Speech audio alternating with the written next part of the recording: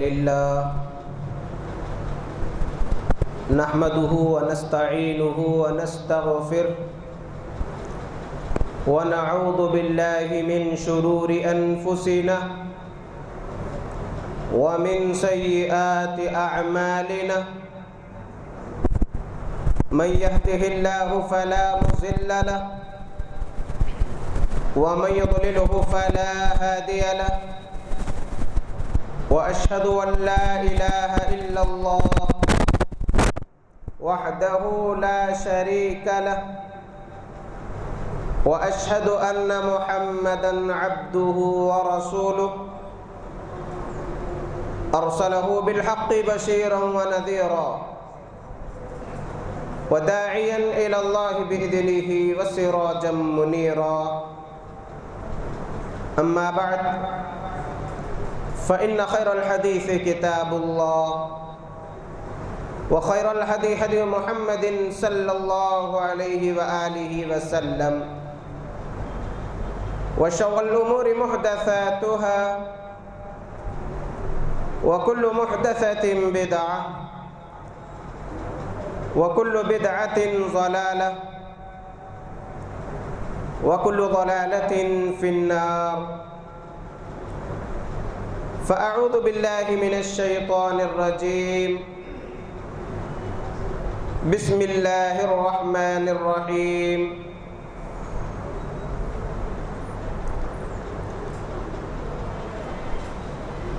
فادعوا الله مخلصين له الدين رب اشرح لي صدري ويسر لي أمري واحلل عقدة من لساني يفقه قولي ربي زدني علما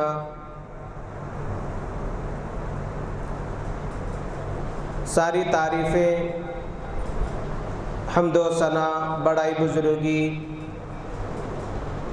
ایک اللہ رب ذوالجلال کے لیے لائق ہے۔ بے حساب درود و سلام ہو امام الانبیاء خاتم النبیین محمد الرسول اللہ صلی اللہ علیہ وسلم پر۔ معزز سامعین، گزشتہ 2 جمعوں سے ہم دعا کی اہمیت اور اس کے آداب کے بارے میں کتاب و سنت کی روشنی میں کئی باتیں سماعت فرما چکے ہیں۔ آج کے اس جمعے کے خطبے میں اسی دعا کے عنوان کو آگے بڑھاتا ہوا دعا کی قبولیت کے اوقات کیا ہے، اس عنوان پر احادیث کی روشنی میں کچھ باتیں رکھوں گا۔ معزز سامعین، یہ دعا ساری عبادتوں کا خلاصہ ہے، نچوڑ ہے، اور بندہ جب اپنے رب کے سامنے عاجزی و انکساری کے ساتھ اپنے گناہوں کا اعتراف کرتے ہوئے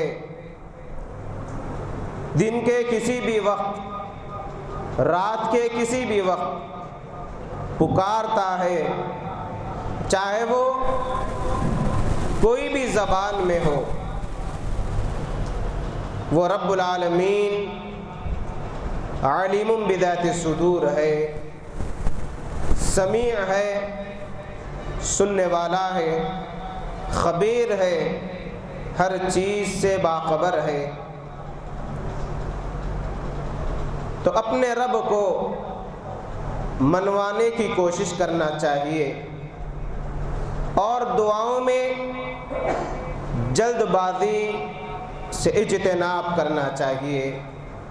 جہاں ہم اپنے لیے دعائیں کرتے ہیں وہیں پر اپنے گھر والوں، اپنے رشتہ دار اور دیگر لوگوں کے لیے بھی دعائیں کرتے رہنا چاہیے۔ اللہ رب العالمین قرآن مجید میں بے شمار مقامات پر دعا کا تذکرہ فرمایا اور انبیاء علیہ السلام کے واقعات کے ساتھ خصوصیت کے ساتھ دعاؤں کا تذکرہ آیا۔ آج دعا کی بڑی اشد ضرورت ہے مسلمانوں کے لیے، اور ہم ان مظلوم مسلمانوں کے لیے بھی دعائیں کریں جنہیں اسلام کے نام پر، دین کے نام پر تکالیف اور ظلم و ستم کے پہاڑ برسائے جا رہے ہیں۔ ہم اللہ سے دعا کرتے ہیں کہ الہی ہماری تمام جائز مرادوں کو پوری فرما، امت مسلمہ کی حفاظت فرما، اور جہاں کہیں مسلمانوں پر دین کے نام پر، اسلام کے نام پر رب کے کلمے کو بلند کرنے کے لیے جو تکالیف دیے جا رہے ہیں، الہی ان مسلمانوں کی مدد فرما۔ معزز سامعین، دعا کے سلسلے میں 10 ایسے اوقات ہیں کہ بندہ ان اوقات میں اپنے رب سے دعائیں کرتا ہے تو اللہ ضرور قبول فرماتا ہے۔ ویسے تو اللہ سے دعا کرنے کے لیے کوئی خاص وقت مقرر نہیں ہے، کبھی بھی ہم دعا کر سکتے ہیں، لیکن بطور اعزاز، بطور خصوصیت کچھ ایسے اوقات ہیں، ان اوقات میں ضرور بضرور دعا کرنا چاہیے۔ سب سے پہلا نقطہ، پہلا پوائنٹ دعا کی قبولیت کا، وہ ہے رات کے آخر حصے میں جب بندہ دعا کرتا ہے تو اللہ ضرور قبول فرماتے ہیں۔ صحیح بخاری کی روایت ہے، ابو ہریرہ رضی اللہ تعالیٰ عنہ سے مروی ہے، اللہ کے نبی صلی اللہ علیہ وسلم فرماتے ہیں کہ اللہ تعالیٰ رات کے آخر حصے میں آسمان دنیا پر آتے ہیں اور سوال کرتے ہیں، کیا کوئی ہے دعا کرنے والا، میں اس کی دعا کو قبول کروں؟ کیا کوئی ہے مغفرت چاہنے والا، میں اسے معاف کروں؟ کیا ہے کوئی مانگنے والا، میں اسے عطا کروں؟ یہ ایک دن دو دن نہیں، بلکہ سحر کا جو وقت ہوتا ہے، فجر سے پہلے کا جو وقت ہوتا ہے، اس اوقات کو، ان اوقات کو یا اس وقت کو غنیمت جاننا چاہیے۔ جب فجر میں ہم اٹھتے ہیں تو کچھ دیر قبل اٹھ کر تہجد کا اہتمام کر کے اپنے رب کے سامنے اپنے مسائل اگر رکھیں گے تو یقیناً اللہ رب العالمین ضرور ہماری دعا کو قبول فرمائے گا۔ اور خاص طور پر اللہ رب العالمین بندوں کے لیے آسمان دنیا پر تشریف لاتے ہیں۔ آسمان دنیا یعنی جو آسمان ہمیں نظر آتا ہے وہاں پر تشریف لاتے ہیں، اور یہ صحیح درجے کی روایت ہے۔ نمبر 2، اذان اور اقامت کے درمیان بندے جب دعا کرتے ہیں تو ضرور قبول ہوتی ہے۔ انس بن مالک رضی اللہ تعالی عنہ سے مروی ہے، ابن خزیمہ جو حدیث کی کتاب ہے اس کے اندر یہ روایت موجود ہے، اللہ کے نبی صلی اللہ علیہ وسلم نے فرمایا، الدعاء بین الاذان والاقامت لا يرد فادعوا۔ پیارے نبی صلی اللہ علیہ وسلم فرماتے ہیں کہ اذان اور اقامت کے درمیان دعا قبول کی جاتی ہے، چنانچہ اس وقت دعا کرنا چاہیے۔ ایک تو بات کہی گئی لا یرد، رد نہیں کی جاتی، اور یہ فرمانے والے پیارے نبی صلی اللہ علیہ وسلم ہے جو صادق الامین ہے اور اپنی طرف سے کوئی بات نہیں کہتے۔ رب نے فرمایا وما ينطق عن الهوى، جو کچھ اللہ کے نبی صلی اللہ علیہ وسلم کہتے ہیں، ارشاد فرماتے ہیں، وہ وہی کی بنیاد پر ہوتا ہے، تو شک کرنے کی کوئی گنجائش نہیں۔ اسی لیے اذا اور اقامت کے درمیان ہمارے لیے چاہیے کہ ہم دعا کریں اور یقین رکھیں کہ اللہ ضرور قبول فرمائے گا۔ تیسرا وقت، سجدے میں دعا قبول ہوتی ہے، اور یہ سجدہ اللہ رب العالمین کو بہت زیادہ پسند ہے۔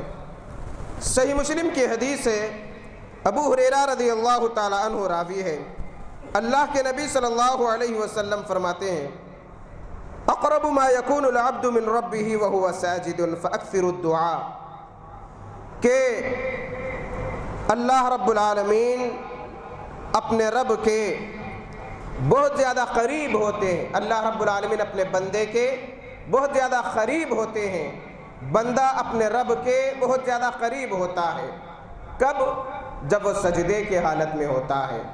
تو اللہ کے نبی صلی اللہ علیہ وسلم نے اس وقت دعا کرنے کی ترغیب دی، اور خاص طور پر سنن و نوافل میں کوشش یہ ہونی چاہیے کہ ہم طویل سجدے کریں اور ان سجدوں میں اللہ سے دعائیں کریں۔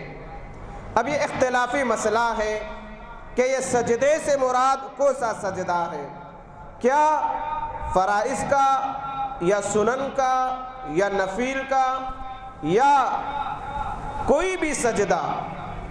بہتر ہے کہ نفل نماز میں سجدے زیادہ کرے، یعنی طویل سجدے کرے اور ان سجدوں میں دعا کرے، اور اگر کبھی ضرورت پڑ بھی جائے تو تنہائی میں کبھی اگر سجدہ کر لے، اپنے رب سے کچھ مانگ لے تو کوئی حرج نہیں، لیکن صرف دعا کے لیے سجدے کو خاص کرنا یہ مناسب نہیں۔ اسی طریقے سے چوتھا جو وقت ہے دعا کی قبولیت کا، وہ ہے جمعے کا دن۔ جمعے کی فضیلت ہم سنتے رہتے ہیں، اس کا مقام و مرتبہ بھی بہت بلند ہے، اس کی اہمیت اتنی زیادہ ہے، اور یہ جمعے کا دن اتنا عظیم ترین دن ہے کہ اللہ کے نبی صلی اللہ علیہ وسلم نے فرمایا کہ یہ عید الاضحیٰ اور عید الفطر سے بھی افضل ترین عظیم ترین دن ہے، اعظم کہا گیا۔ تو جس طریقے سے عید الاضحیٰ، عید الفطر کو خاص طور پر عبادت کے لیے تیاری کی جاتی ہے، اہتمام کیا جاتا ہے، اس طریقے کا اہتمام جمعے کے دن ہونا چاہیے۔ اور جمعے کی کئی ساری فضیلتیں ہیں، لیکن اس میں خاص طور پر جو فضیلت بتلائی گئی وہ دعا کی قبولیت کی فضیلت بتلائی گئی۔ کئی آداب بتلائے گئے جمعے کے، کئی عبادتیں کرنے کی ترغیب دی گئی، لیکن خصوصیت کے ساتھ دعا کی ترغیب آئی ہے۔ اللہ کے نبی صلی اللہ علیہ وسلم فرماتے ہیں، ابو ہریرہ رضی اللہ تعالی عنہ اس حدیث کے راوی ہے، کہ جمعے کے دن ایک ایسا وقت ہے کہ بندہ جب کھڑا ہو کر نماز پڑھے اور اللہ سے کچھ مانگے، اللہ تعالیٰ ضرور عنایت فرمائیں گے۔ یہ صحیح درجے کی روایت ہے کہ جمعے کے دن بندہ جب اپنے رب سے کچھ مانگتا ہے تو اللہ ضرور عطا کریں گے۔ تو جمعے کے دن اپنی زبان کو صحیح استعمال کرنا چاہیے، بیکار باتوں، بیکار کاموں، لعن طعن، گالی گلوچ، ایل فیل میں استعمال نہیں کرنا چاہیے۔ خاص طور پر خواتین کی زبان سے لعنت کے الفاظ، بدعا کے الفاظ بہت زیادہ نکلتے ہیں۔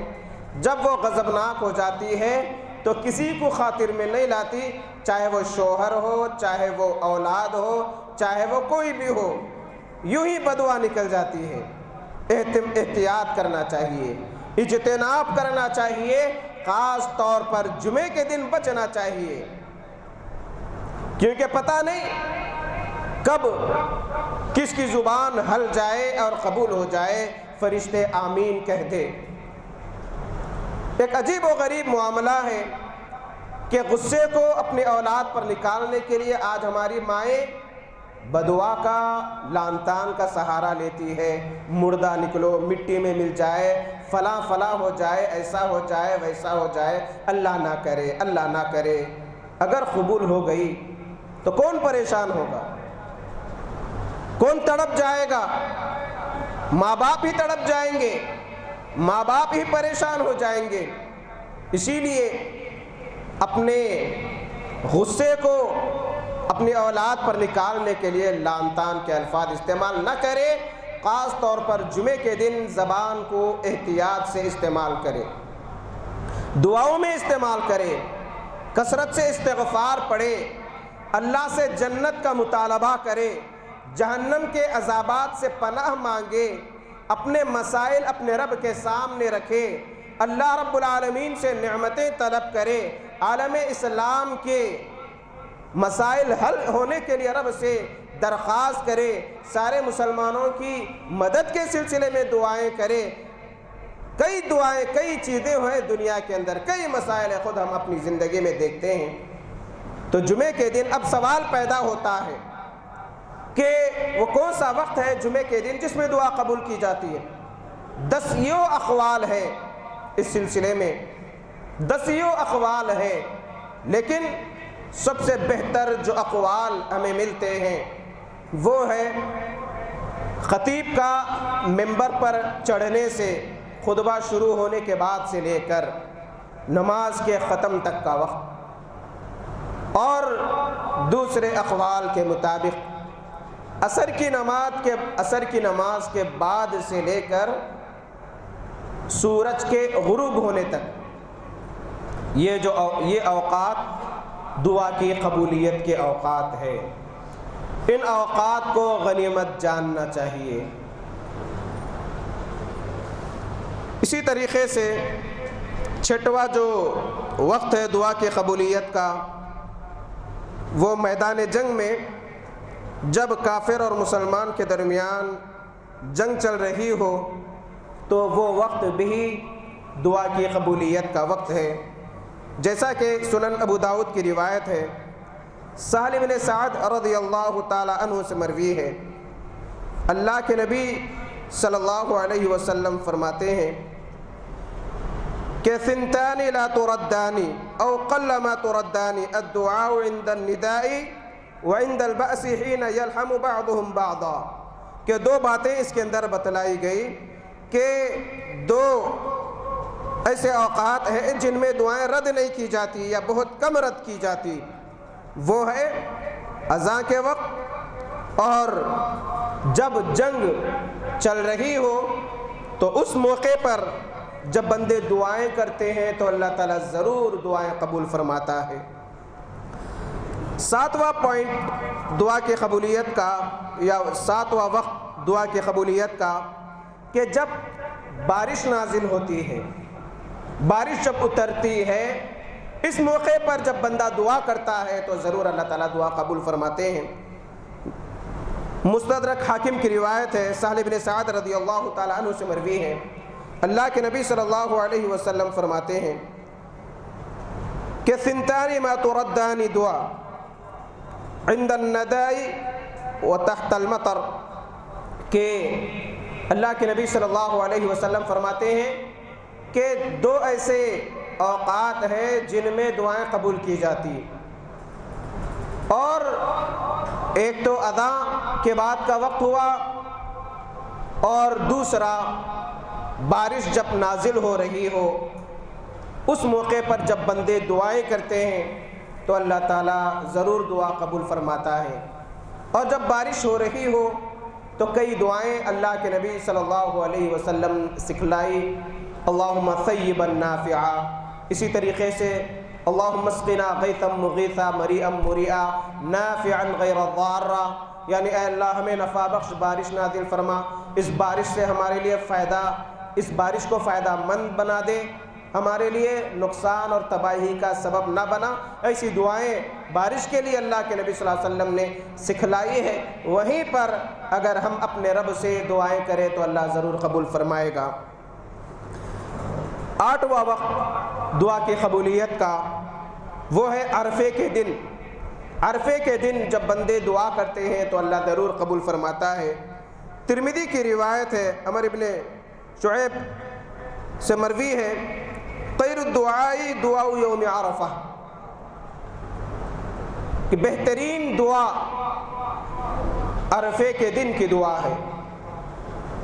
اور خاص طور پر جب حجاج میدان عرفات میں ہوتے ہیں تو دعاؤں کی ترغیب دی گئی، اور صرف ان حجاج ہی کے لیے نہیں جو حج کے لیے جائے اور عرفات کے میدان میں ہو، بلکہ سارے مسلمانوں کے لیے ترغیب ہے۔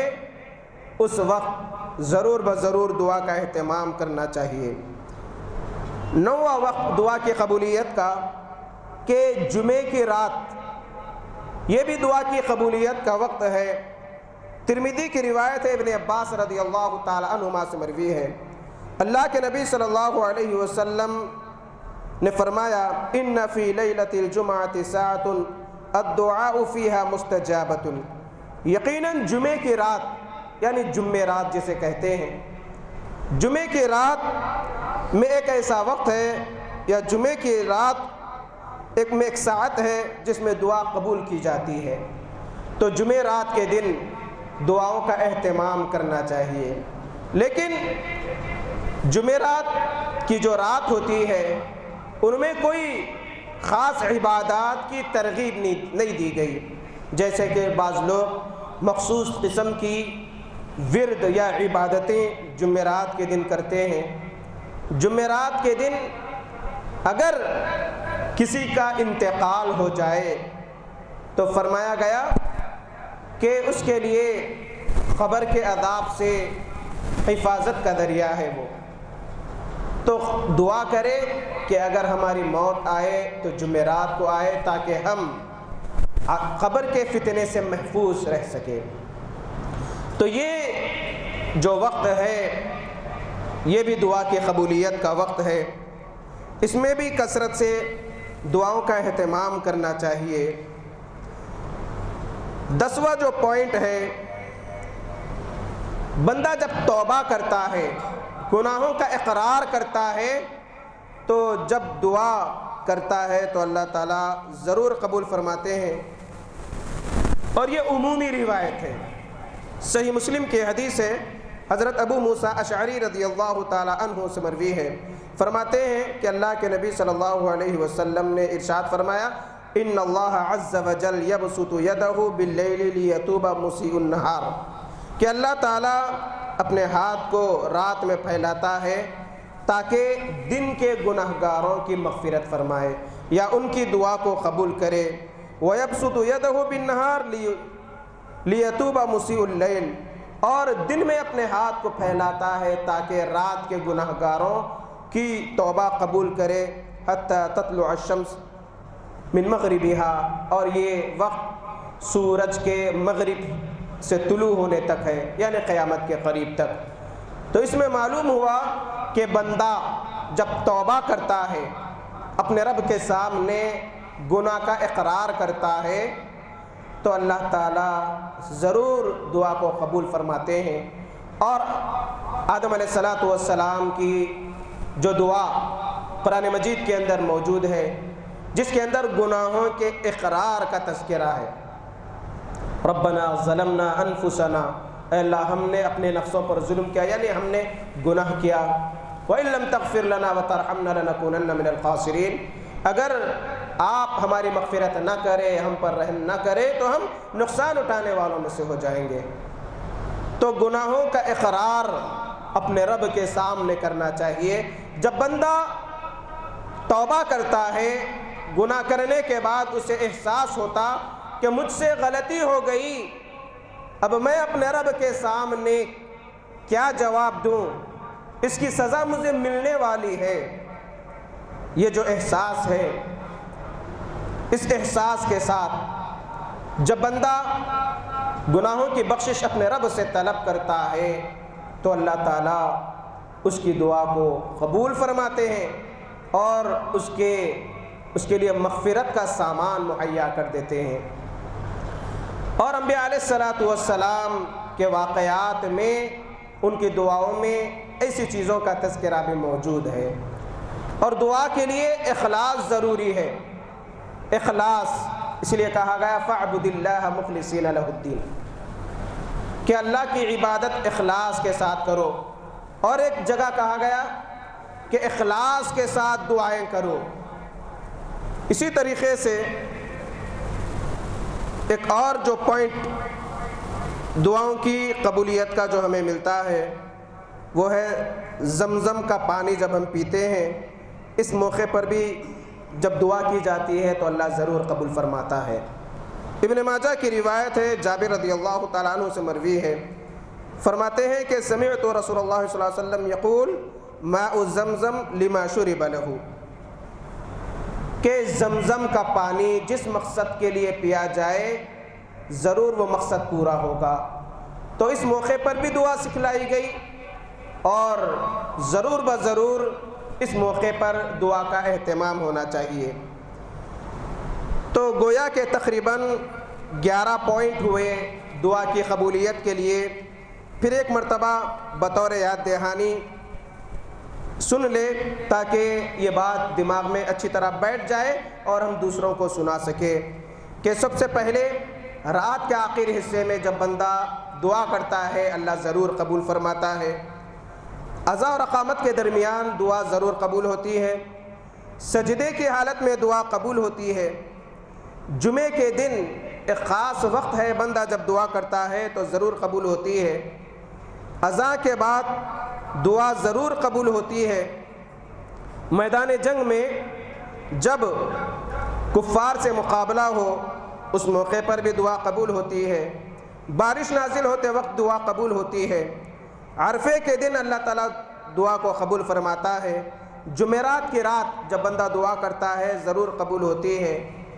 توبہ کرنے والے کی دعا اللہ تعالیٰ دن اور رات کے کسی بھی حصے میں قبول فرماتے ہیں، اور زمزم پیتے وقت کی بھی دعا قبول ہوتی ہے۔ تو یہ تھے چند اہم اوقات جس میں دعا کی قبولیت کا ذکر احادیث میں آیا ہے۔ اس کا مطلب یہ نہیں کہ صرف انہی اوقات میں اہتمام کرنا چاہیے، ایسی بات نہیں۔ ہمارا رب وہ ہے جو سوتا نہیں، ہمارا رب وہ ہے جو اونگتا نہیں، ہمارا رب وہ ہے جسے چیخ کر پکارنے کی ضرورت نہیں، جو دل کے وسوسے کو بھی سنتا ہے، ہر باریک سے باریک چیز کو بھی دیکھتا ہے۔ کروڑوں مسافت دور رہنے کے باوجود اللہ تعالیٰ کو ہر چیز کا علم ہو جاتا ہے، ہر چیز سے باخبر ہے وہ ذات۔ چنانچہ اس ذات کو پکارنا چاہیے اور ساتھ ہی ساتھ اپنے اعمال صالحہ کا وسیلہ طلب کرنا چاہیے تاکہ دعا جلد سے جلد قبول ہو۔